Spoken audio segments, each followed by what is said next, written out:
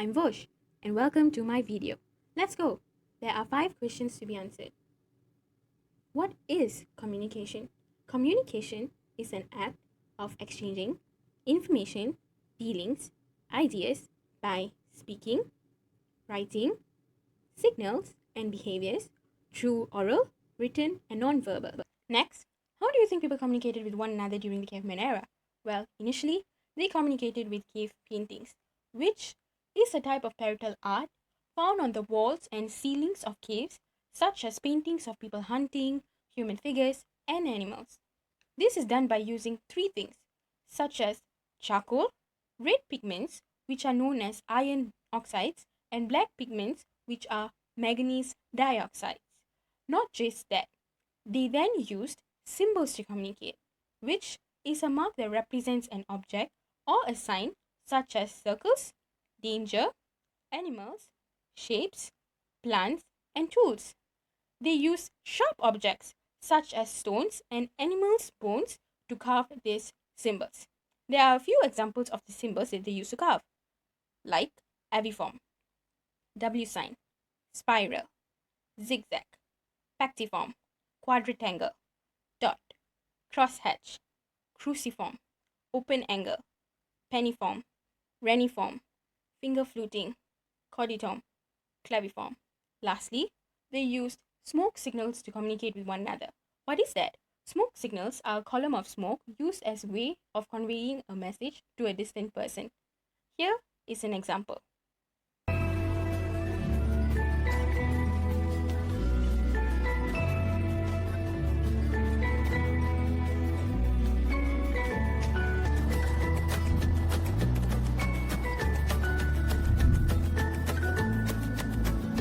So now, how did communication even evolve?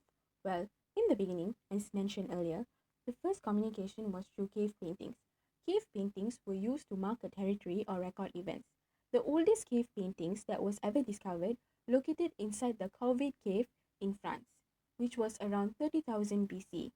Then they communicated through symbols.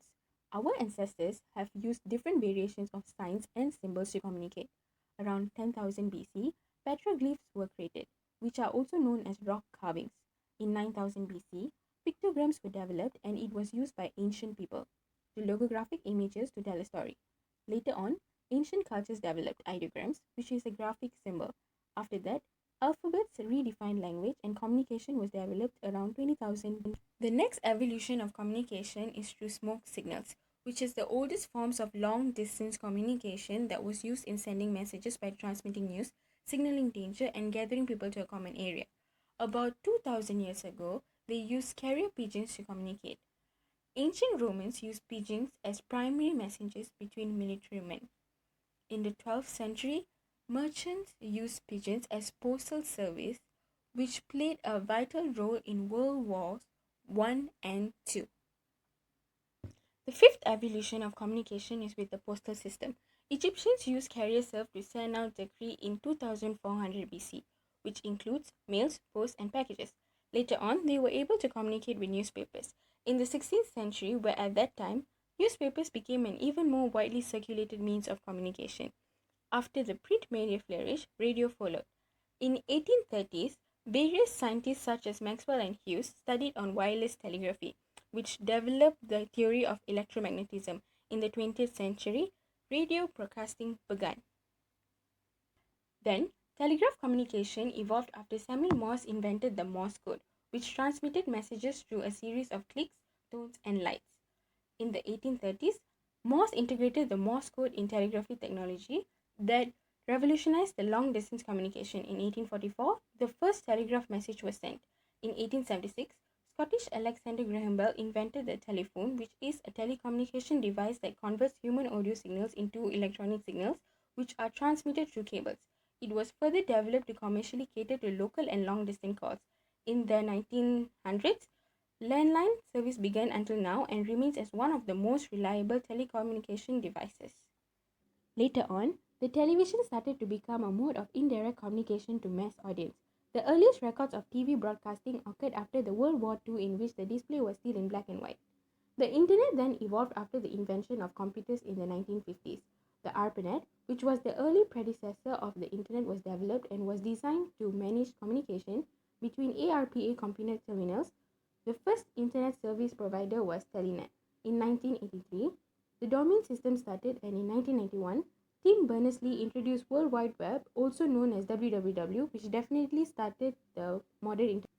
Text messaging then evolved in 1992, where the first text message was sent by Neil Papworth, who is a former developer at Sema Group Telecoms. With the onset of internet, electronic mail started to become popular. In 1994, Yahoo was born, followed by Hotmail and Gmail. Emails make communication just one tap away, as sharing documents, videos, audios, and the storage of information was made way easier. And now, social media is the latest mode of communication in the digital era. It has become more available because of the proliferation of smartphones, where social media apps can be easily installed. In 2004, Mark Zuckerberg created Facebook, and today, Messenger is one of the most widely used messaging apps. In 2006, Twitter began to dominate the social media, and there was a drastic rise on the number of users, although it was a new platform at that time. In 2005, YouTube became the first ever popular video hosting social media site, where people can just post a video on their YouTube account, and other users from any part of the world will be able to view it at any time as well. Okay, now I'll be answering the fourth question, which is what is the future of communication and what is my prediction on the growth of it. So in my point of view, I think that the future of communication, which is most probably about 50 years from now, will all use an electronic version of telepathy, whereby scientists worldwide are working hard to develop natural user interfaces. The early signs of this technology is already here. Intelligent personal assistants such as Apple Siri and Samsung's S Voice allows us to input text or speak commands with our voice instead of typing. With Kinect and we, like technologies, we can control devices by using gestures. Brain-computer interfaces which read our thoughts are also in the make. Several parties such as Google are also developing augmented reality glasses that display information on top of what we see around us. Now, the scientists are working towards inventing technology that has lesser noise, more context, ease of use, ease of access, and certainly the ability to the user to understand the message. It is possible we look to create more communication tools that will advise us on how to reason and advise us on how to feel. In distant future, we may be able to communicate by sending our thoughts through a network directly into someone's brain. We're decades away from such technology, but scientists are working on it, creating brain-computer interfaces that allow people to transmit through directly or through a computer. So this is my point of view about the future of communication and my prediction of the growth of it. Okay, now let me move on to answering the fifth question, which is digital technology. Is it a blessing or a cursing on the human communication skills? Well, I think that it could go both ways, as it has its peaks and valleys. Let me speak about why I feel it's a blessing first. Okay, first of all, as we look back in the evolution of communication, we clearly see how it has made our lives way easier instead of us beating on drums just to communicate. Furthermore, it is more personal and enables us to express ourselves and clarify points that may be misconstructed using other communications. Moving on, why I feel it's a cursing to human communication skills? Well, the digital communication now may not be appropriate for a quick resolution. For an example, if you're on the phone and need to speak to someone that is not available at that moment, you'll have to leave voicemail and wait for them to return to the call, which is going to take quite some time. So maybe if you just needed something that is really urgent and it won't be solved, and maybe you will need to contact somebody else in order to reach them, and you have to wait for them, and it's time consuming, so you won't find like an immediate solution to your problem. Also, the invention of technologies that helps make communication easier also disrupts our health, like our sleep and our eyesight, because when you'll be like looking at the phone for so long, so your eyesight gets spoiled. So this is how I feel about the invention of the digital technology.